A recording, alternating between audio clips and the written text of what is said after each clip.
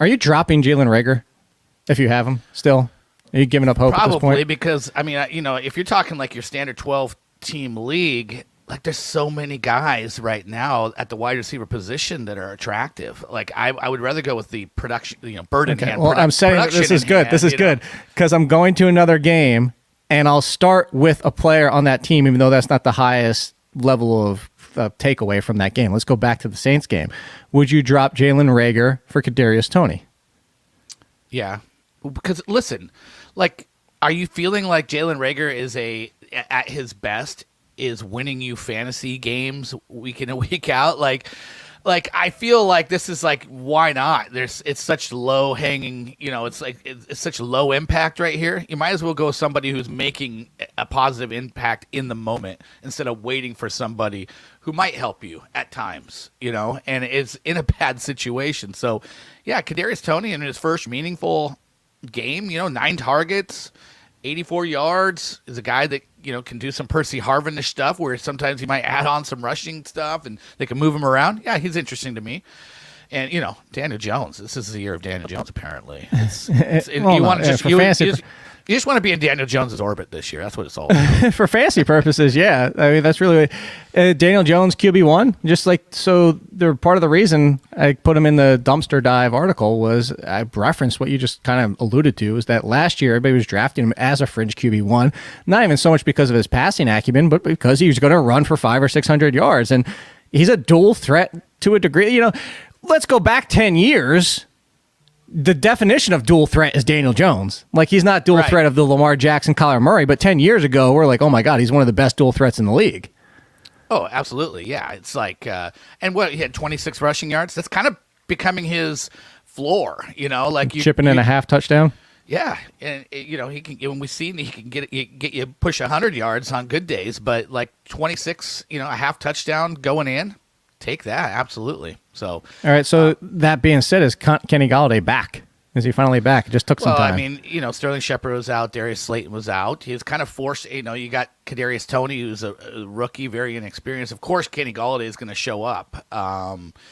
But of course, well, not of course, but yeah. No, this is to the point that speaks well of the Giants. They went on the road against a good defense and put up production. Like that bodes well for Daniel Jones. And by the way, like Saquon again. It's I was just about to get onto that, so let me pause real quick because I'm about to come after somebody in the chat. Just so heads up. So, the Kadarius Toney thing, I'm intrigued in. The waiver column will be out tomorrow, actually tonight at midnight on The Athletic, if everybody check that out. But yeah, I say Toney maybe-ish. I was actually surprised Colin Johnson what got happens kicked. when all these guys are coming? Well, Colin Johnson got kicked to 5th. I was shocked. I immediately didn't think that was going to happen at all. He showed up well, and again, they got hurt in that game, but you would say, hey, he replaces Slayton. He got kicked to 5th, and John Ross is out there. Tony situation. I love John Ross. The thing that Toney, the concern, like, I like Toney until both are back. Like, if Shepard and Slayton are both back, he's just not going to play over them. But if Shepard's only back, I'm actually concerned about Shepard because they're going to push him outside, like last year. But if Slayton's back and Shepard's not, Toney just keeps his role either way. So that all being said is the Barkley value probably at its peak after the New Orleans game. Would he fetch top running back value? He didn't peak. Get the hell out of here. This is exactly what we wanted for Saquon Barkley. He's back. Like, Saquon Barkley is not a peak top 5. He's a peak top 3 running back. He is the one person that eclipsed Christian McCaffrey on a per touch or a per game basis 2 years ago, rookie seasons, but he barely outscored Christian McCaffrey on a per game basis.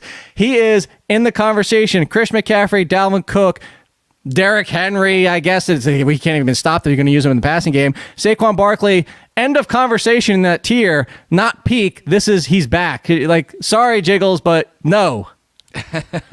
Ezekiel Elliott, is he in that tier? I would start same thing in preseason. I start him in the next tier. That was the Alvin Kamara and Ezekiel start the next group for me. Now Kamara, right? Like he was in the top group. Or no, Kamara was in a tier of his own for me. Okay. For me, preseason was Cook, McCaffrey, and Henry, and then I said Kamara on his own in an island, and then start the next group with Zeke. And then Saquon was in that group, but I said Saquon because October, 100%. I called it. Boom. I should run around the room. I should just do laps and cartwheels and stuff, like go grab Barkley, but she's sleeping over there and just looking at me because I'm yelling a lot about Barkley. She probably thinks she did something wrong. Yeah. Well, I mean, I think we all thought that it would take a little while, coming back from ACL. It's funny how, a lot of the reporting for that was right on that. We were upset with a lot of the preseason reporting on a lot of things, but there was a lot of people that were like, look at Saquon Barkley is not going to be full Saquon Barkley. And some people were saying until October. I actually think, it's been faster than I've heard a lot of people try to throw out. The last week of September, it's week 4. This is 4 games. That's what we hit. I was hearing people say that, you're not going to get full Saquon until October. And he's been full Saquon the last 2 weeks. So it was only a 2-week kind of hiatus. No, I saw full October. I saw some people say until 2022. Like that, it's just going to be like you might get 80-90% of him for the rest of the season. And that was, by the way, Dan Dugan. I mentioned this on the other show. I just want to keep throwing it out here because it's a shocking number even to me. Dan Dugan tweeted this out yesterday. That was Barkley's second fumble of his career. Wow, that's crazy. Isn't it? Crazy. Yeah. Second of his career. And he said he doesn't know what happened. It just squirted out of his hands. So that's let's talk some more running backs.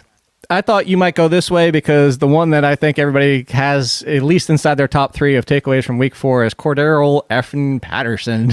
And I say that with like the... Here, I want to see if you agree. So I'm not going to go full in depth in case people are coming over from the other show as I recommended. But I said Cordarrelle Patterson, if you learn nothing else from the first 2 weeks of Rondell Moore, that's what we're doing. Yes, they find ways every single week to get him the ball. Was almost a third of the snaps. They had over 70 snaps. He was out there for 25. He can't be producing this level every single week. His touchdown rate is like 20%, Funston. What are you doing with Cordarrelle Patterson? Well, here's the problem. Like, how do you keep him off the field? Like, it wasn't like he just got like these average touchdowns. That's the same thing people said about Rondell in the first 2 games. How do we keep him off the field? Well, I said that too. I'm guilty of that. But, look at the one touchdown. He high pointed the ball and didn't even bring it down to his body. He just held it up there and secured it with his hands. It was like a corner, alley oop. The other one, he totally juked the guy. I mean, he's a weapon in the red zone. I think that's going to continue no matter what. They get in the red zone, they want Cordarrelle Patterson out there. I think he's going to be a guy that if he doesn't score a touchdown, there's going to be weeks where he's going to give you next to nothing. But I think he's kind.